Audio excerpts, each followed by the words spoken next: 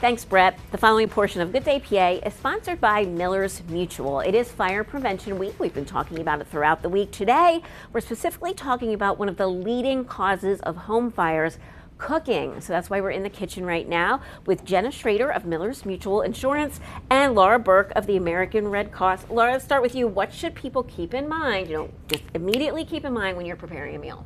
Thanks. First and foremost, keep an eye on what you fry.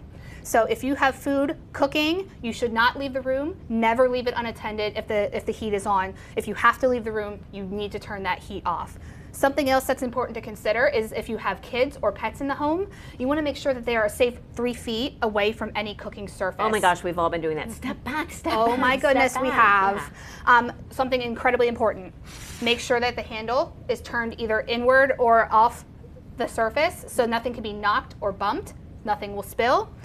If you have towels or you have pot holders or anything in the area, make sure that it is a safe distance away so it can't catch fire. Okay. And then one more thing, if you are frying items, the heat can be very, very hot. If you see something to smoke or burn, immediately turn off the power and make sure you have a cooking sheet handy that you can smother that fire. That's so simple. That's very so simple. Basic, and I don't do it. I will start doing it after today. Jenna, kitchen fires, they're a leading cause of loss. You must get lots of claims filed for that, especially with multifamily housing. So what do you do to educate your customers? You're right, kitchen fires are a significant issue, especially in the multifamily housing. At Miller's Mutual, we emphasize fire safety when we're communicating with our agents and property owners. And one effective solution actually is to install a stovetop fire suppression device. This actually goes right above your stovetop, and it's designed to automatically extinguish a fire as soon as it ignites. I've never heard of that before. Yeah, and we've actually seen firsthand how this has taken a minor incident from escalating into a major fire. And if you can prevent a major fire, it helps landlords not have those issues like having to relocate tenants, dealing with a huge rebuilding project, or having to handle a complex insurance claim. How else are you involved in this effort to really educate?